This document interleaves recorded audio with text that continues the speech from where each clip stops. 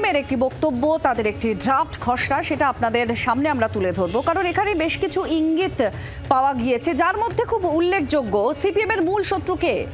আর এই যে ড্রাফট, যেটা সিপিএম এর 23তম পার্টি কংগ্রেসের খসড়া, সেখানে যে ইঙ্গিত পাওয়া গিয়েছে সিপিএম এর মূল শত্রু বিজেপি। তৃণমূলে কি তাহলে তারা নরম পন্থা নিচ্ছেন, এই প্রশ্ন উঠছে। পশ্চিমবঙ্গে দলের খুঁটি আরও মজবুত করার নির্দেশ দেওয়া হয়েছে এই খসড়ায়। দলের স্বতন্ত্রতার উপরে জোর দেওয়া হয়েছে। স্পষ্ট বার্তা রাজনৈতিক লাইনেই আছে। শ্রমজীবী মানুষের জন্য আরও বেশি আন্দোলন করতে হবে, এই নির্দেশ। বিজেপি বিরোধিতায় আরও কট্টর অবস্থানের নির্দেশ দেওয়া হয়েছে। বিজেপির বিরুদ্ধে আরও জোরদার আন্দোলনের নির্দেশ দেওয়া হয়েছে। বাংলায় বিজেপির বিরুদ্ধে আরও করা অবস্থান চায় পলিট ব্যুরো। আর এখানেই প্রশ্ন, তাহলে কি তারা নরম মনোভাব দেখাবে তৃণমূল কংগ্রেসে? মৌমিতা চক্রবর্তী আমাদের প্রতিনিধির সঙ্গে আছে। মৌমিতা, যেখানে বিজেপিকেই মূল শত্রু করা হচ্ছে, ঠিক সেখানেই প্রশ্ন ওঠে যে তৃণমূলে কি তাহলে নরম পন্থা? কেন বিজেপিকেই মূল শত্রু, এত আক্রমণাত্মক হতে বলা হচ্ছে বিজেপির বিরুদ্ধে, তৃণমূলের ক্ষেত্রে কেন নরম পন্থা?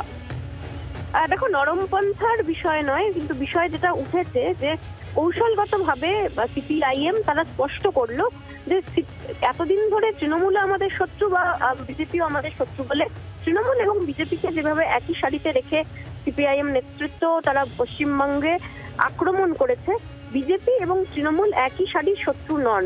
এক্ষেত্রে বিজেপি আরো বেশি শক্তিশালী, আরো বেশি ভয়ঙ্কর, এবং তার সঙ্গে কতটা মতাদর্শগত ফারাক রয়েছে, সেক্ষেত্রে সেই বিষয়টা তাদের বিপদ সম্পর্কে আরো কট্টরভাবে সওয়াল করার কথা একদিকে যখন বলছেন, তখন বলে দেওয়া হচ্ছে যে বিজেপি এবং তৃণমূলকে একই সারিতে রেখে সেই আক্রমণটা করা সঠিক নয়। এক্ষেত্রে বিজেপি এবং আরএসএস হিন্দুত্ববাদ, তার সম্পর্কে যে মতাদর্শগত বামেদের ফারাক রয়েছে, সেটা মানুষের মনে আরো কট্টরভাবে, আরো কড়াভাবে, আরো স্পষ্টভাবে বোঝাতে হবে।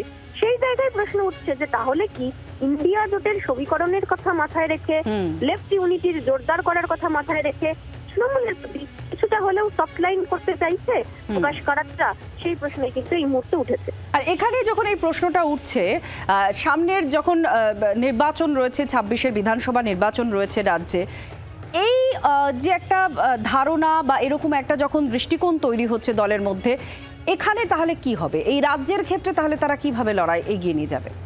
দেখো, রাজনৈতিক লাইনে খসড়া তৈরি হচ্ছে, সেখানে কোথাও বলা নেই যে তৃণমূলের বিরোধিতা তারা করবেন না।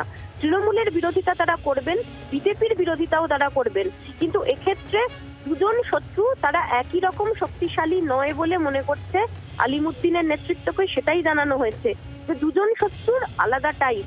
এক্ষেত্রে বিজেপি এবং আরএসএস আরো ভয়ঙ্কর, সেই বার্তাটাই দিতে বলা হচ্ছে।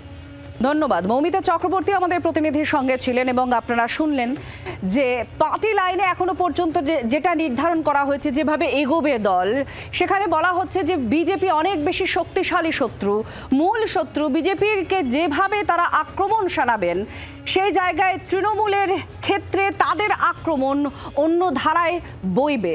আর একই সারিতে তারা বসাচ্ছে বিজেপি আর তৃণমূলকে। তাদের দুক্ষেত্রেই তাদের আক্রমণের ভাগ এই বিজেপি আর তৃণমূলকে নিশানা করেই হবে। আমাদের সঙ্গে জয়প্রকাশ মজুমদার রয়েছেন, তৃণমূল কংগ্রেস নেতা, তার কাছ থেকে একটু এই বিষয় নিয়ে প্রতিক্রিয়া চাইব। জয়প্রকাশ বাবু, কি বলবেন? যেখানে সিপিএম এর 23তম পার্টি কংগ্রেসের খসড়ায় বলা হচ্ছে যে সিপিএম এর যে মূল শত্রু সেটা বিজেপি অনেক বেশি শক্তিশালী, অনেক বেশি ঝাঁঝালো আক্রমণ হবে, কিন্তু একই সারিতে তারা তৃণমূলকেও রাখছে। দেখুন, শূন্যে ঘর বাঁধার গল্প বা গান আমরা শুনেছি, সুতরাং সিপিএম এর এখন ওই গল্পটাই শুরু হয়েছে। এখন রিয়ালিটি তো সিপিএম এর সামনে হচ্ছে শূন্য, তো সেই শূন্যতেই আবার ঘর বাঁধার কথা বলছে। এই যে পার্টি কংগ্রেসের দলিল আপনি বলছেন, খসড়া, এদের মধ্যেই এইসব হয়, দলিল করে। অনেক মিডিয়া একদিন একটুখানি কথা বলে না, ওদের নিজেরা কেউ ওই দলিল পড়ে দেখে, নিজেদের লোকজন আগে তাও বা বলতো, এখন আর কেউ পড়ারও লোক নেই। তারপর বস্তাবন্দি হয়ে তাদের ওই পার্টি অফিসেই থেকে যায়। জয়প্রকাশ বাবু, তাদের এই নীতিতে জাতীয় রাজনীতির ক্ষেত্রে আপনারা বা ইন্ডিয়া ব্লকে যে সমস্ত শরিকরা রয়েছেন, তাদের কি একটু সুবিধা হবে নাকি? কিছুই না, এরা না বিজেপি বিরোধিতা করছে, না ইন্ডিয়াকে সাহায্য করছে। সিপিএম হয়ে গেছে এখন চরম সুবিধেবাদী পার্টি। সিপিএম এর মতন সুবিধেবাদী পার্টি দুটো নেই, যে কারণে আজকে জনসম্পর্কহীন, জনসমর্থনহীন হয়ে তারা পার্টিটাই উঠে যাওয়ার পথে। সুতরাং এতে সিপিএম এর জন্য কারোর সুবিধে অসুবিধে এই প্রশ্নই আসছে না, তার কারণ সুবিধেবাদী মতবাদ বা তাদের পরিস্থিতির জন্য। অনেক ধন্যবাদ। তৃণমূল কংগ্রেস নেতা জয়প্রকাশ মজুমদার তিনি আমাদের সঙ্গে ছিলেন। আপনারা শুনলেন তার প্রতিক্রিয়া। সিপিএম এর মূল শত্রু বিজেপি, তৃণমূলে কি তাহলে তারা নরম পন্থা নিতে চলেছে? কারণ সিপিএম এর 23তম পার্টি কংগ্রেসের খসড়া। পশ্চিমবঙ্গে দলের খুঁটি আরো মজবুত করার নির্দেশ দেওয়া হচ্ছে, স্বতন্ত্রতা বজায় রাখার উপরই জোর দেওয়া হচ্ছে এবং বলা হচ্ছে বিজেপি বিরোধিতায় আরো কট্টর অবস্থানের নির্দেশ দেওয়া হচ্ছে। কারণ বিজেপি অনেক বেশি শক্তিশালী। বিজেপির বিরুদ্ধে আরো জোরদার আন্দোলনের নির্দেশও দেওয়া হয়েছে। বাংলায় বিজেপির বিরুদ্ধে আরো কড়া অবস্থান চায় পলিট ব্যুরো। আর এখানেই প্রশ্ন, তাহলে কি মূল শত্রু বিজেপি আর তৃণমূলের নরম পন্থা?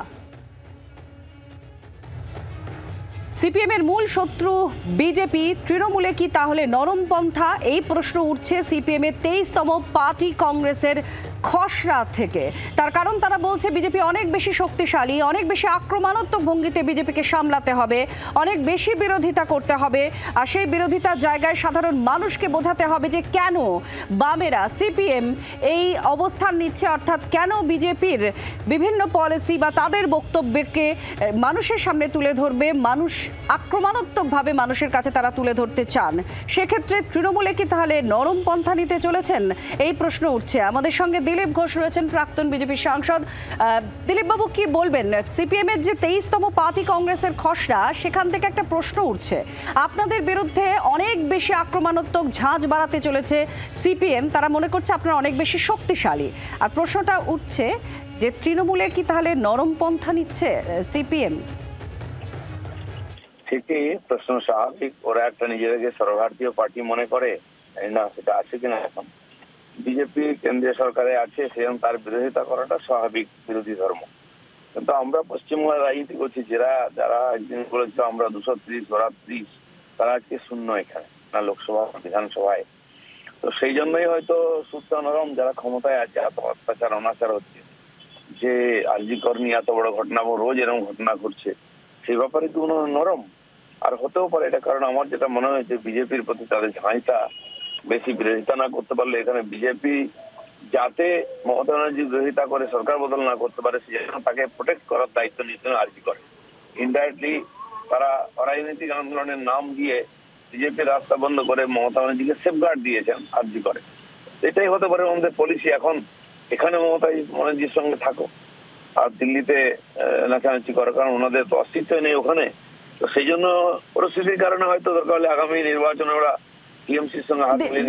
দিলীপ বাবু, আগে যখন পরিবর্তনের কথা হয়েছে তখন বলা হয়েছে বামেদের ভোট আপনাদের ভাগে চলে গিয়েছে। বামেদের এই যে অবস্থান, সাধারণ মানুষকে ক্রমাগত তারা এই বিষয়টাই বোঝাবেন যে আপনাদের পলিসি, আপনাদের দাবি দেওয়া, এগুলো নিয়ে তারা একটা আপনাদের বিরোধিতায় তারা মাঠে নামবেন। আপনাদের কি মনে হচ্ছে সেই ভোট বাক্সের উপর প্রভাব কতটা পড়বে? আপনাদের কোনো চ্যালেঞ্জ মনে হচ্ছে? না, যেটা আপনি বললেন বামেদের ভোট এসছে, আমি তো মনে করি না কারো ভোট হয়। সাধারণ মানুষ, জাগ্রত জনতা যাকে ইচ্ছা ভোট দেবে, প্রত্যেক নির্বাচন আলাদা ভোট দেয়। পশ্চিমবাংলার মানুষ তো খুবই জাগ্রত, কিন্তু এলো কেন? তার মানে তারা যে স্ট্যান্ড নিয়েছে ওটা ঠিক নাই। ওরা একসময় কংগ্রেসের বিরুদ্ধে ছিল, এখন কংগ্রেসকে সাথ নিয়ে, তারপর টিএমসির বিরুদ্ধে ছিল, এখন বিজেপির বিরুদ্ধে, হয়তো পরের নির্বাচনে টিএমসি কে সঙ্গে নেবে। তো এটা লোকে পছন্দ করছে না বলেই তো তাদেরকে ছেড়ে আমাদের সঙ্গে এসছে। আর এই স্ট্যান্ড যত শক্ত করবে ওরা, আর বেশি বিরোধিতা করবে, যে 5-7% ভোট এখনো ওদের কাছে আছে সেটাও বিজেপির থেকে চলে আসে। অনেক ধন্যবাদ দিলীপ বাবু আপনার প্রতিক্রিয়ার জন্য। বাংলার আওয়াজ, বাঙালির আবেগ, জি 24 ঘন্টা।